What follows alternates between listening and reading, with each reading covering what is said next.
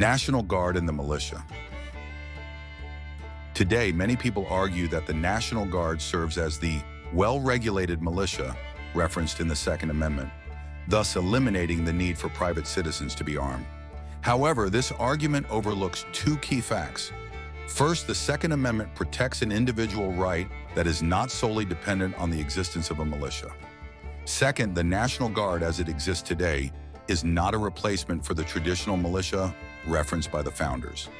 The 1903 Militia Act, also known as the Dick Act, reorganized the militia system and introduced two classifications: the organized militia, the National Guard, and the unorganized militia, which includes all able-bodied men between the ages of 18 and 45 who are not in the National Guard. According to the Act, the militia shall consist of every able-bodied male citizen of the respective states, territories, and the District of Columbia, and every able-bodied male of foreign birth who has declared his intention to become a citizen, who is more than 18 and less than 45 years of age, and shall be divided into two classes: the organized militia, to be known as the National Guard, and the remainder to be known as the Reserve Militia. this act clarifies that the National Guard is just one component of the broader militia structure.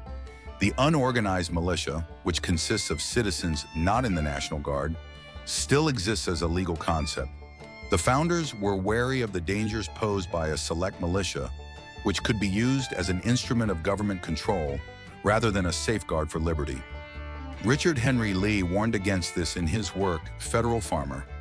The Constitution ought to secure a genuine and guard against a select militia by providing that the militia shall always be kept well organized, armed, and disciplined, and include, according to the past and general usage of the states, all men capable of bearing arms. During the Pennsylvania Ratifying Convention, John Smiley also cautioned against the dangers of a select militia. Congress may give us a select militia which will, in fact, be a standing army. When a select militia is formed, the people in general may be disarmed. Smiley's concerns were grounded in history. The British Militia Act of 1662 allowed select militias to disarm anyone deemed dangerous to the peace of the kingdom. This power was later expanded in the 1671 Hunting Act, which enabled the disarmament of non-landowners. Smiley's fears were not hypothetical. They reflected real historical events. The critical issue is that the National Guard is not the militia envisioned by the founders. The Senate Subcommittee on the Right to Bear Arms clarified this in its findings. The framers used the term militia to relate to every citizen capable of bearing arms, and that Congress has established the present National Guard under its power to raise armies, expressly stating that it was not doing so under its power to organize and arm the militia. Who is the militia? If the National Guard is not the militia envisioned by the founders, then who is? George Mason, a key figure in the drafting of the Constitution, stated, I ask, who are the militia? They consist now of the whole people, except for a few public officials. Tench Coxe, a prominent supporter of the Constitution, echoed this sentiment. Who are the militia? Are they not ourselves? Is it feared then that we shall turn our arms each man against his own bosom? Congress has no power to disarm the militia. Their swords, and every other terrible implement of the soldier, are the birthright of an American. The unlimited power of the sword is not in the hands of either the federal or state governments, but where I trust in God it will ever remain, in the hands of the people. Richard Henry Lee, another key founding father, similarly noted, A militia, when properly formed, are in fact the people themselves, and include all men capable of bearing arms. Purpose of the militia. The founders viewed the militia as a critical defense against the establishment of a standing army, which they saw as a direct threat to liberty. Elbridge Gerry, the 5th Vice President of the United States, articulated this concern. It, the militia, is to prevent the establishment of a standing army, the bane of liberty. Whenever governments mean to invade the rights and liberties of the people, they always attempt to destroy the militia in order to raise an army upon their ruins. Patrick Henry echoed this sentiment. The militia, sir, is our ultimate safety. We can have no security without it. The militia served as a counterbalance to standing armies. Alexander Hamilton explained this in Federalist 29. That standing army can never be formidable to the liberties of the people, while there is a large body of citizens, little if at all inferior to them in the use of arms. Common arguments against the militia.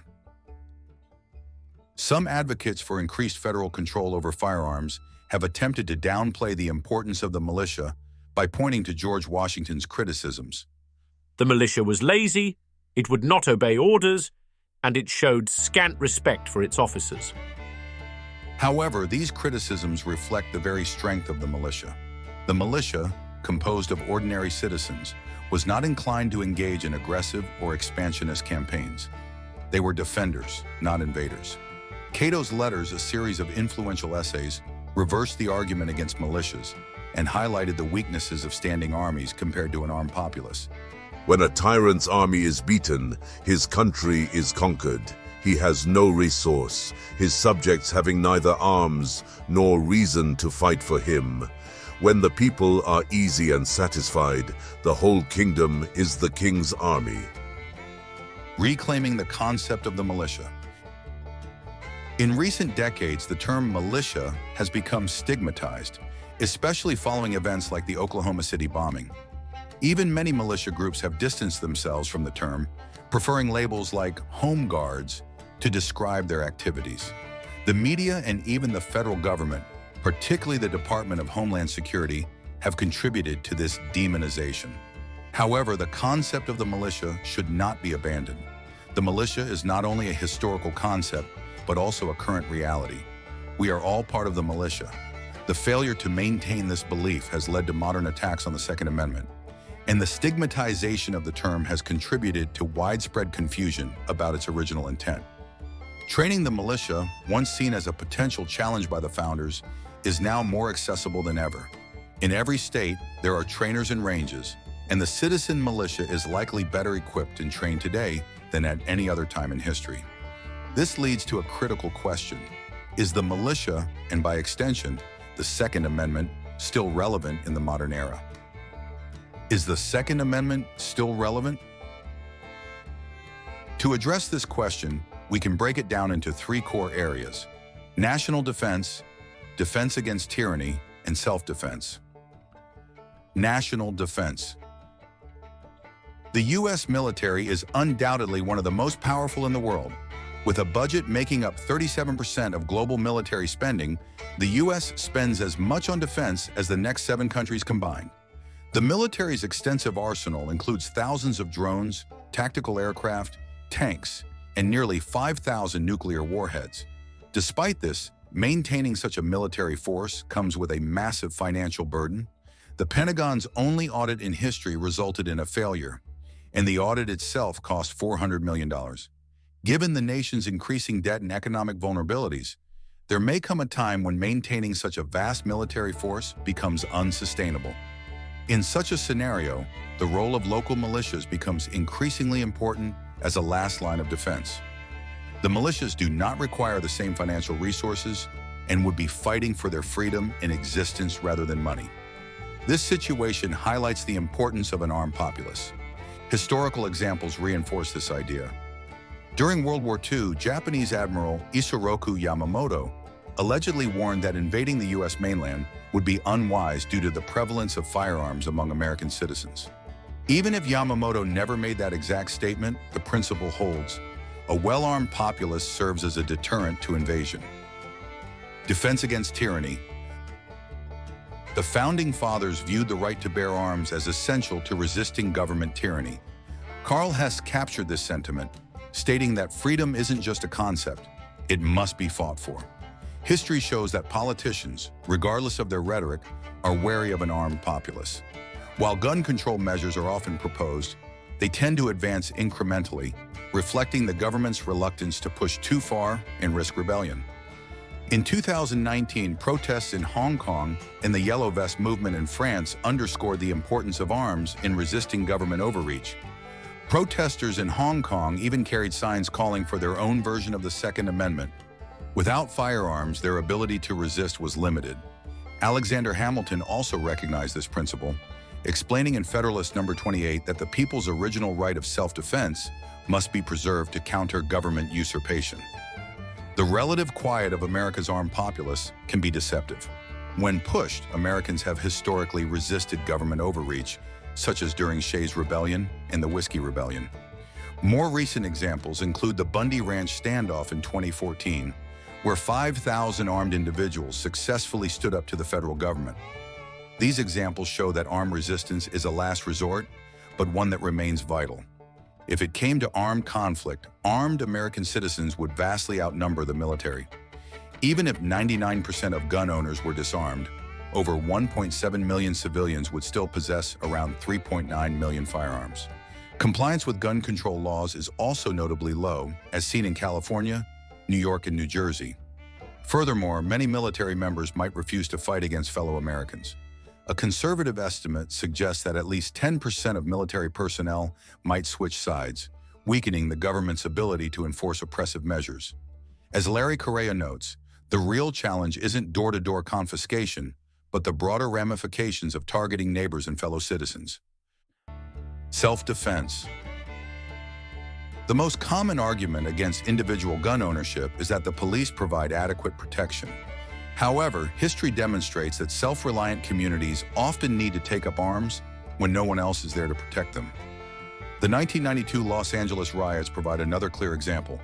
Korean business owners, famously referred to as rooftop Koreans, defended their lives and property with firearms when the police were unable to control the rioting and looting. Colonel Kurt Schlichter pointed out the harsh reality that law enforcement is designed to function when 99.9% of people follow the rules. When that breaks down, it's every community for itself. The individual right to self-defense extends beyond organized groups. Firearms are used for self-defense in countless situations by people from all walks of life: single mothers, elderly citizens, and even children. While the anti-Second Amendment movement tries to downplay these incidents, statistics show that defensive gun use is more common than criminal gun use. The Centers for Disease Control, CDC, even concluded in a 2013 report that defensive gun use is a common occurrence, with estimates ranging from 500,000 to over 3 million instances annually. Even taking the lowest estimate of 65,000 defensive gun uses per year, it's clear that firearms provide critical protection in numerous situations. In summary, the Second Amendment remains as relevant today as it was when it was ratified. Its purpose is timeless, safeguarding against both external threats and domestic tyranny while preserving the individual's right to self-defense. The erosion of this right does not result from its obsolescence, but rather from its underutilization. Thanks for watching. Stay informed, stay prepared, and always question the narrative. Don't forget to like, subscribe, and share for more content.